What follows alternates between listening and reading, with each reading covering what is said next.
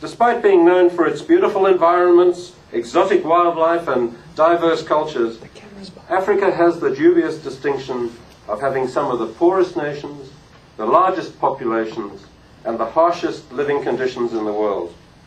The yearly incomes of Africans are low. Nearly half of the people on this continent live on less than $1 a day. Yes, a place of everyday delights and a few extraordinary horrors for sure. But my task here today is to talk about how our partnerships work in practice and give you a sense of what we have to deal with in countries like mine. I love to tell people about my Rotary district, 9270, that occupies an area about 1/3 the size of California. It's one of 6 Rotary districts embracing 10 countries in Southern Africa, for which, as Ron has told you, I'm the RRFC. My district holds about 14 million people, and most of them are Zulu and Xhosa.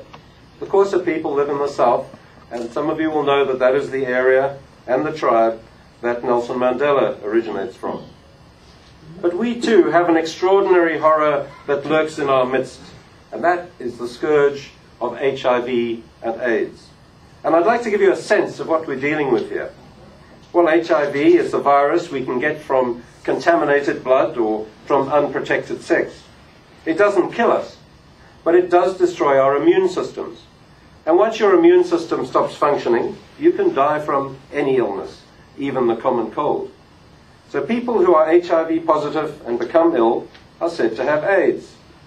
Well, this is a disease that has the potential to reshape world history, and the World Health Organization now regards South Africa as the most severely infected HIV country in the world, with over 5.5 million people infected and an estimated infection rate, on average, of 1 in 9.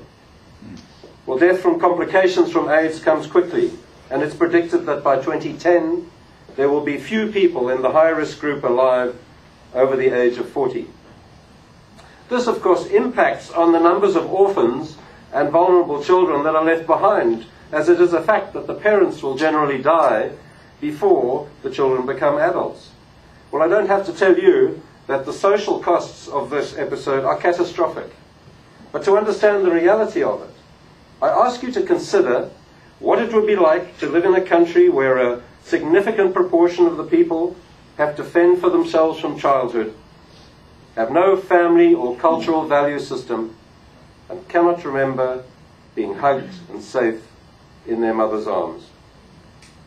By 2010, there will be more than 800,000 of these children in my district alone, and 25 million of them on the African continent. So you and I and the Rotary Foundation need to have a plan in place to sort the problem out. Now, Rotary clubs traditionally embark on projects that they can easily identify and execute. Classrooms, computers, literacy classes, skills training, boreholes, you name it. All those things. And it's very convenient to pick a project like this, isn't it? We get it completed, take a photo or make a visit, and then close the chapter once and for all. But the point I'm making is that the AIDS pandemic is not about simplicity. It's tough, it's uncompromising, and it's very, very complex. For Rotary to help these children, we have to think about lots of other things. Daycare for the little ones, food security, medical care and medication, education, skills training, counseling, the improvement of infrastructure, clean water, employment opportunities, and much, much more.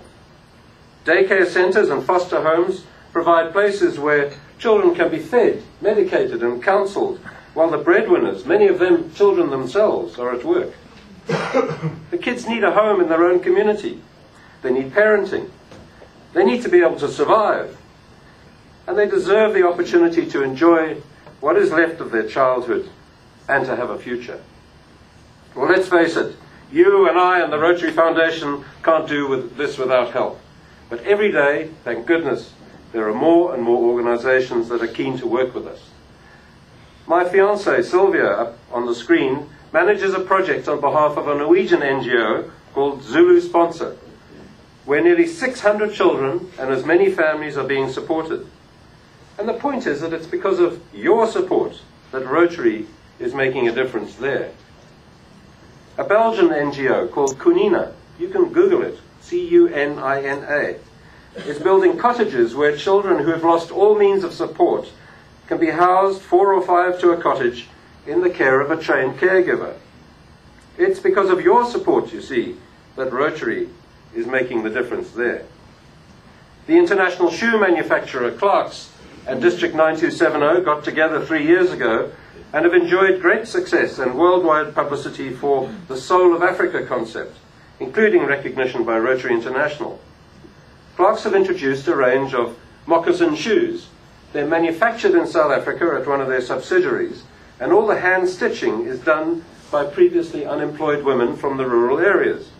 And these shoes are sold under the brand name Soul of Africa, pretty clever brand name, and all the profits are used for Soul of Africa projects. This funding has been further enhanced by 3 district-sponsored matching grants with clubs and districts here and in Canada, and now a 3H grant.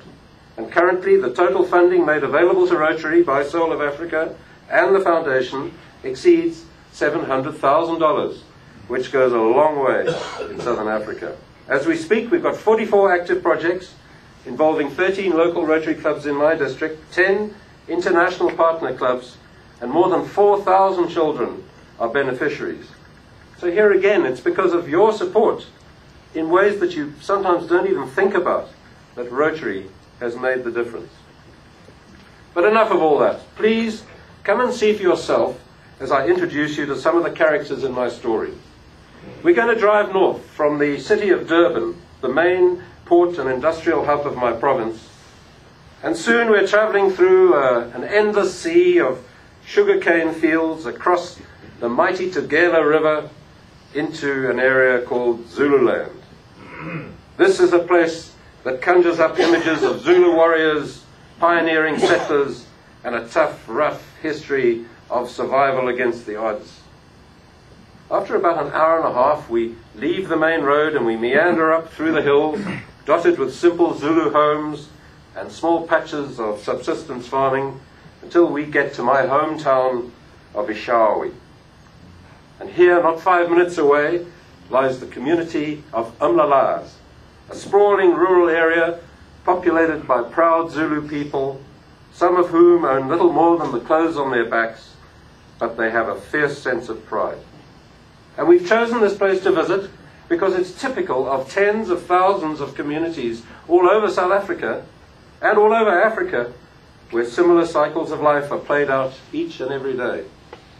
Now here, the children sing whenever they get the chance. They're singing Tina Senzenina. What have we done to deserve this?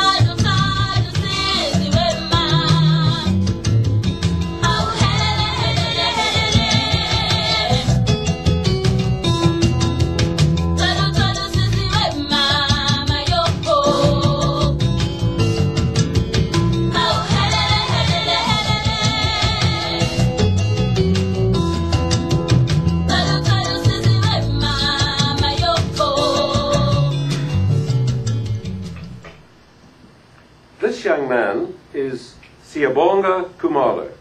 The name Siyabonga in Zulu means thank you. And I guess he was named by proud parents who were grateful for the life of their infant son.